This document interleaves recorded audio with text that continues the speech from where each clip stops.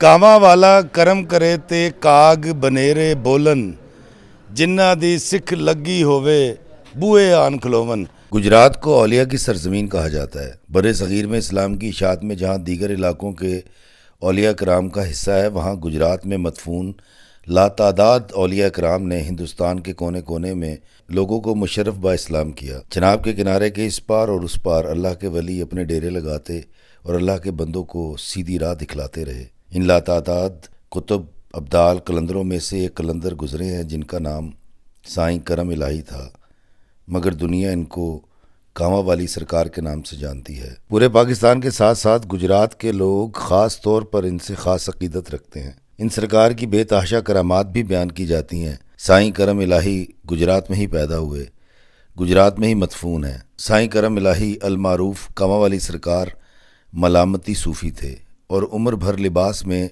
सिर्फ सतर पोशी करते रहे। सतर पोशी मतलब जिस्म का उतना हिस्सा ढांपा करते थे जितना ढांपने का अल्लाह ने हुक्म दिया है, मतलब नाफ से घुटनों तक। किसी ने पूछा, करम इलाही पूरे कपड़े क्यों नहीं पहनते? तो फरमाया कि जो अल्लाह ने हुक्म दिया है उतना सतर ढांप तो रखा है, ज़्यादा पहन के अल्लाह के आगे हिसाब दो क्यों हो जाऊँ। जो कुछ खाने को मिलता था वो कव्वों को डाल दिया करते थे, इसलिए कव्वे इनसे बेतहाशा मोहब्बत किया करते थे। कव्वा, जिसे हम सियाना परिंदा कहते हैं, जो ज़रा सी आहट से उड़ जाता है, मगर कव्वे इनके इर्द गिर्द जमा रहते, इनके सर पर बैठते। ये कव्वों से बातें भी किया करते थे। कव्वे इनसे डरते नहीं थे, इनसे मोहब्बत किया करते थे। अस्सलाम वालेकुम मेरे अजीज़ों कारी, मेरे अजीज़ों, मैं इफ्तिखार रफ़ी, प्यारे पाकिस्तान के शेर दलेरों के शहर गुजरात से। और मेरे पीछे आप देख रहे हैं ये हज़रत करम इलाही महबूब इलाही कलंदर अलमारूफ कांवा वाली सरकार का यहाँ पर मज़ार शरीफ है। और मैं लाहौर से यहाँ पर आया हूँ और ये बड़ा ख़ूबसूरत एक मज़ार है और एक बड़े अल्लाह के वली गुज़रे उनका ये मज़ार है। आएँ इसके अंदर चलते हैं, आपको दिखाते हैं कि कांवा वाली सरकार का मज़ार शरीफ कैसा है और यहाँ पर क्या क्या इंतज़ामात हैं ज़ायरीन के लिए, और इनकी ज़िंदगी के बारे में बात करेंगे। लेकिन अंदर चल के आए, मैं आपको दिखाता हूँ गुजरात से कांवा वाली सरकार। साईं करम इलाही अल मारूफ कांवा वाली सरकार की कव्वों से ख़ुसूसी मोहब्बत की वजह ये थी कि उनका मानना था कि कव्वों की उम्र बहुत लंबी होती है। सरकार की चाहत थी कि किसी दिन कोई ऐसा कव्वा उनके पास आ जाए जिसने आका दो जहां सरकार मदीना सल्लल्लाहु अलैहि वसल्लम को भी देखा हो, मतलब इतनी तवील उम्र हो उसकी कि उसने सरकार का दीदार किया हो, और एक दिन वो मेरे पास आ जाए, मैं उसको देख सकूं, उसकी आंखों में झांक सकूं और उसका दीदार कर सकूं। ये उनकी ज़ाती कोशिश हुआ करती थी, क्योंकि कव्वे उनके साथ साथ जहां सफ़र करते चले जाते। इसी वजह से उनको कांवा वाली सरकार पुकारा जाने लगा। दरबार को नहायत खूबसूरती से तामीर किया गया है। गोल्डन और सिल्वर रंग के शीशों से गुंबद का अंदरूनी हिस्सा मुज़य्यन है। गुंबद की अंदरूनी दीवार पर कुरानी आयात लिखी गई हैं। गोल्डन सिल्वर रंग इसमें नुमाया है। अकीदतमंदों का यहाँ रश लगा रहता है। इनका मज़ार शहर से गुज़र कर एक गुंजान आबादी में है। पहले यहाँ पर खेत हुआ करते थे, मगर अब चारों तरफ आबादी ही आबादी है।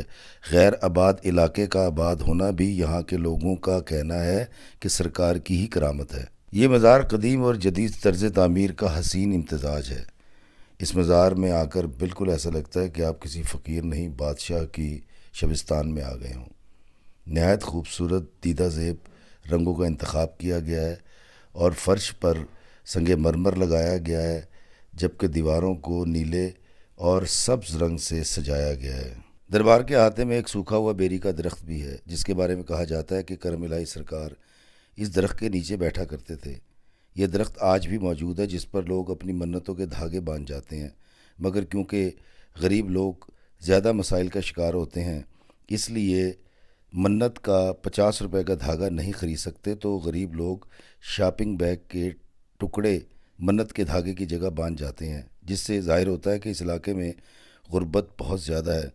मज़ार की छत पर कनालियाँ रखी गई हैं जिनमें दूध डाला जाता है और कव्वे वहाँ से दूध पीते हैं, और बच जाने वाला दूध इनके अकीदतमंद इस गर्ज से ले जाते हैं कि उनका ये मानना है कि जो बच्चे हकलाते हैं वो कव्वों का बचा हुआ दूध पीने से वो हकलाना छोड़ देते हैं, और ख़ास तौर पर जो बच्चे गूंगे पैदा होते हैं वो इस दूध को पीने के बाद फर फर बोलना शुरू कर देते हैं। ऐसा मानना है यहाँ के लोगों का। अब सच क्या है झूठ क्या, ये अल्लाह जाने। करम इलाही सरकार मजजूब थे, जज्ब के आलम में रहते थे। استغراق کا یہ عالم تھا کہ کئی کئی گھنٹے ایک ایک مقام پر بیٹھے یا کھڑے رہتے تھے۔ ظاہری طور پر ان کا اس دنیا سے کوئی رابطہ نہ تھا۔ زندگی میں ان پر کئی فتوے لگے مگر دیوانہ کہہ کر ہر بار چھوڑ دیا جاتا۔ میں لاہور میں پیدا ہوا اور بچپن سے ایسے مجذوب لوگ دیکھتا آیا ہوں۔ خاص طور پر داتا دربار کے باہر ایسے گمشدہ بندے اکثر نظر آتے ہیں جو کسی سے کچھ کہتے نہیں، مرضی ہو تو کھا لیتے ہیں ورنہ بھوکے پھرتے رہتے ہیں۔ ان کا جوگی والا پھیرا ہوتا ہے، آج یہاں تو کل وہاں۔ میں نہیں جانتا کہ یہ ولایت کی کوئی منزل ہے یا صرف دیوانہ پن۔ یہ لوگ راس رچاتے ہیں یا بقول پڑھے لکھے لوگوں کے مینٹل ڈس آرڈر کا شکار ہوتے ہیں، مگر اس طرح کے میلے کچیلے کسی اور دنیا میں گم شدہ بندے مجھے بہت اچھے لگتے ہیں۔ مجھے راتوں کو ایسے ملنگوں کے پاس بیٹھنا، ان کی خدمت کرنا، ان کو چائے پلانا، ان کو کھانا کھلانا بہت اچھا لگتا ہے۔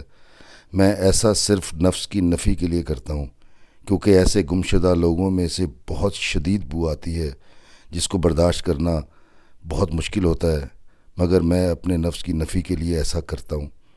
آج 55 سال کا ہو گیا ہوں۔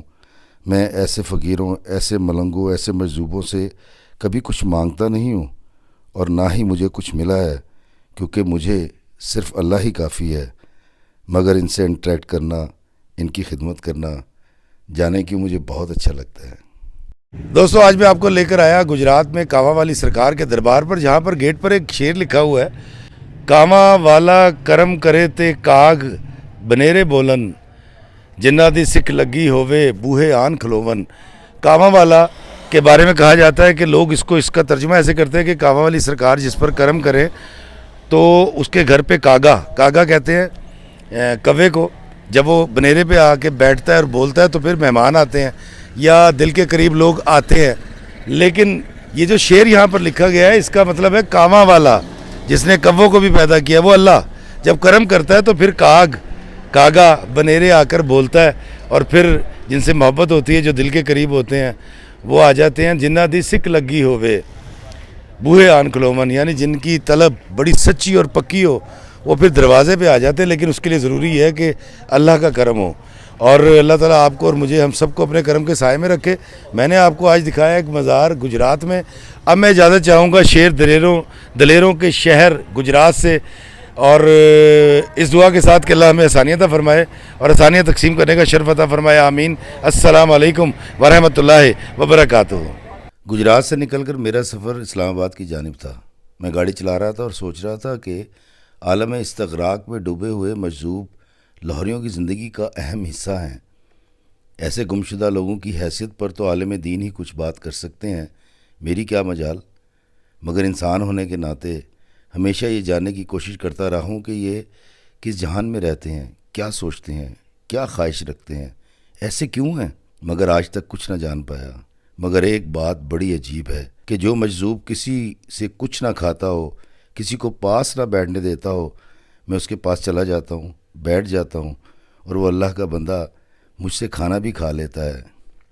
ان فقیروں سے لاہوریوں کا رشتہ بڑا پرانا ہے اور لگتا ہے کہ رہتی دنیا تک قائم رہے گا۔